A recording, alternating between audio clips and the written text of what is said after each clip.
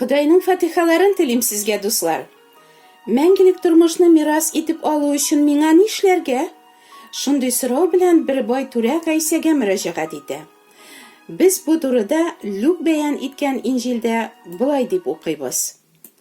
Башлыкларның берсе Гайсәдән: "Игелекле устаз, мәңгелек тормышны мирас итеп алу өчен миңа нәрсә эшләргә кирәк?" дип сорады. Гайсә аңа әйтте: "Нигә син мине игелекле дип атыйсың? Бер Аллаһыдан башка һичкем дә игелекле түгел.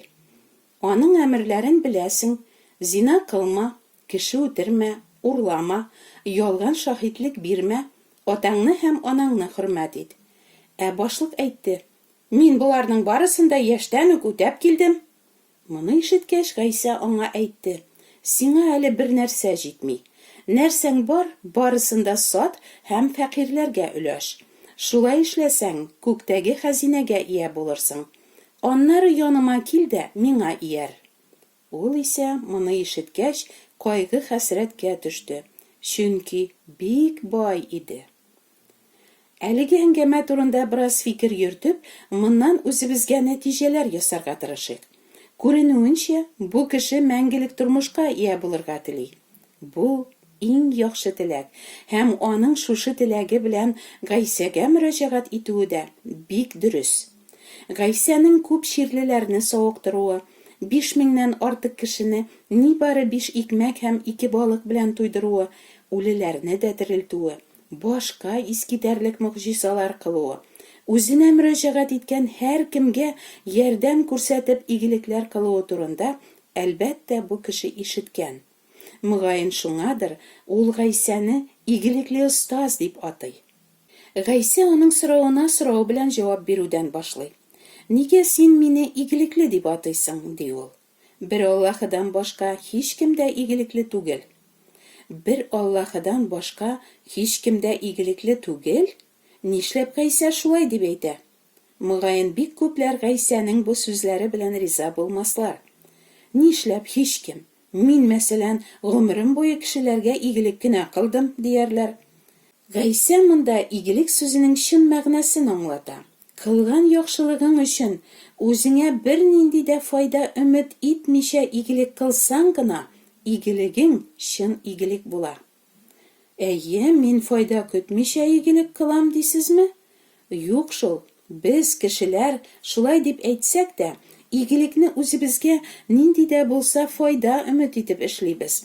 Гадәттә савап җыяр өчен, я кайчандыр үзебезгә бәлки 100ләтә игелек булып кайтырына ышанып, я кешеләр алдында яхшы күренер өчен, алар мактасын өчен, яисә күңелебездән булса да яхшылыкларыбызны уйлап, үзебезгә канәгатьләнү табар өчен.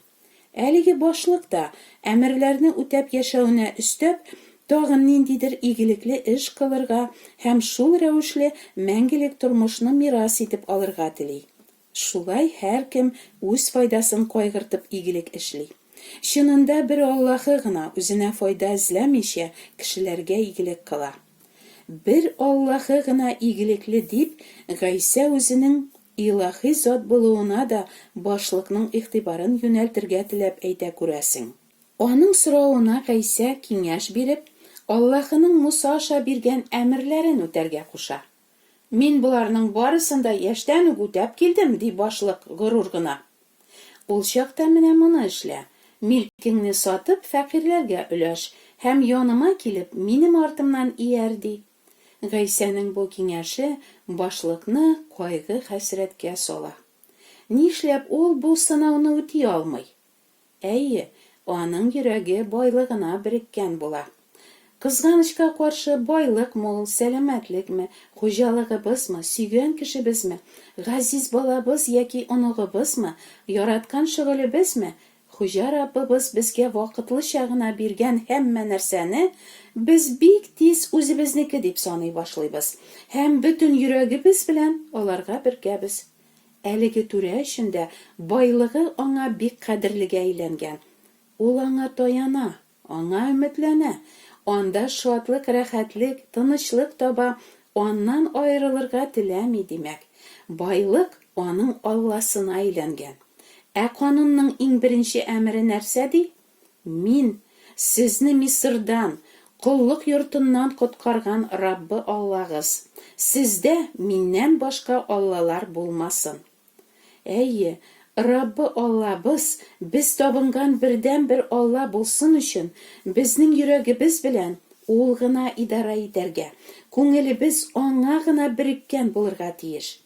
Гомумән, байлыкка гына түгел, әгәр кемгә дә яки нәрсәгә дә булса безнең йөрәгебез береккән, аны бик яратабыз, анда рәхәтлек табабыз, аннан башка яшәүне күз алдына да китерә алмыйбыз икән. Димәк, ул кеше, әйбер яки шөгыль безнең йөрәккә кереп урнашкан һәм безнең белән идара итүче җирәнгеч нәрсә, ялган Алла, пот була.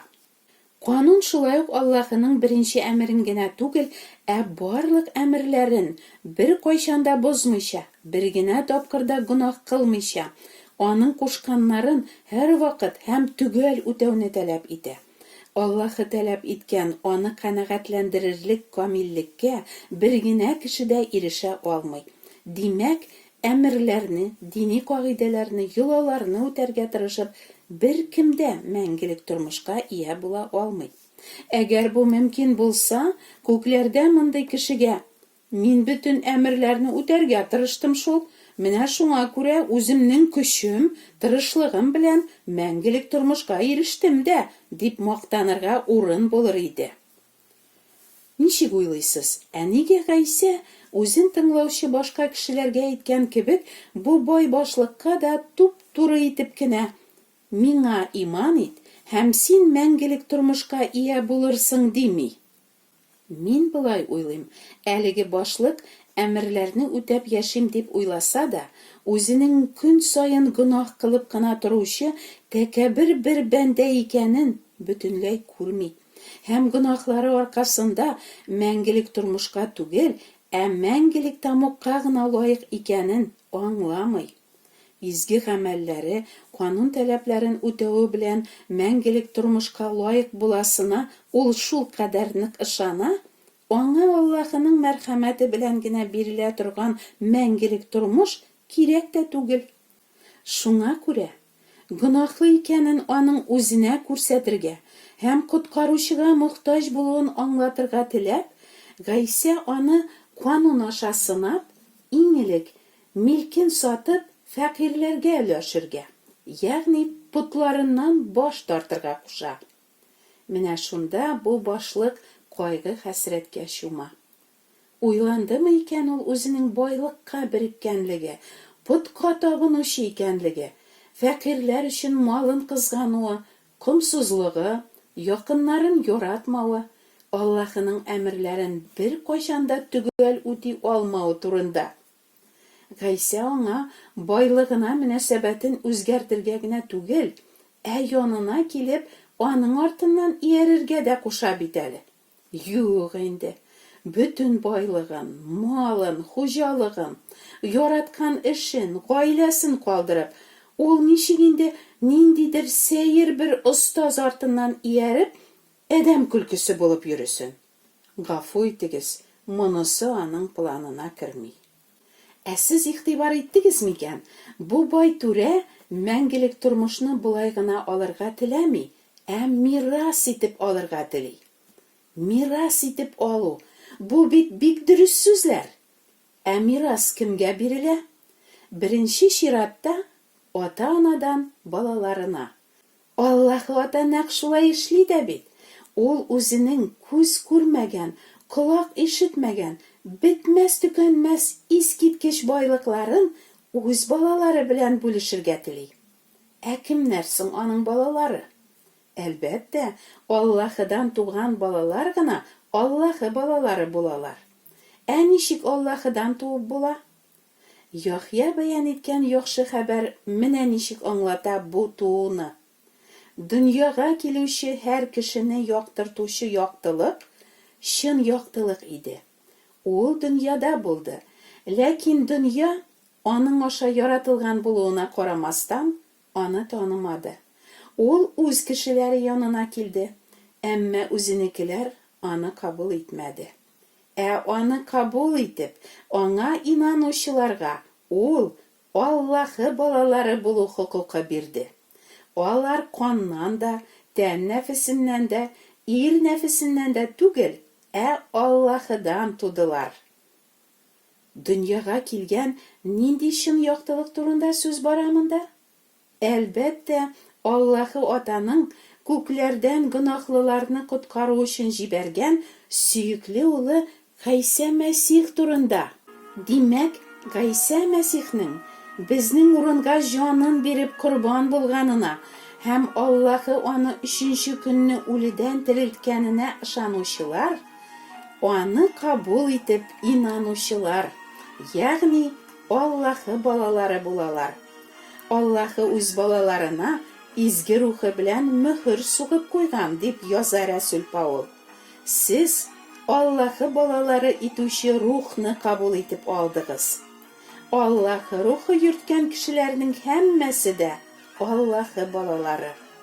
Әгәр аның балалары икәнбез, Аллаһы варислары да без, дип яза Рәсүл Паул. Аллаһының үз балаларына вәгъдә иткән мирасы ул мәңгелек тормыш. Шулай итеп, әлеге бай түрә мәңгелек тормышны мирас итеп алырга тели, ләкин ул аны Аллаһы баласы булу хокукына ия булып түгел, үзенчә, ягъни игелекләр кылып, канун таләпләрен үтәргә тырышып, эшләре өчен түләнгән хезмәт хакы кебек алырга тели. Әмма Аллаһы мәңгелек тормышны кешенең игелекләре өчен сатып бирми, үз балаларына мирас итеп, бүләк итеп бирә. Амин.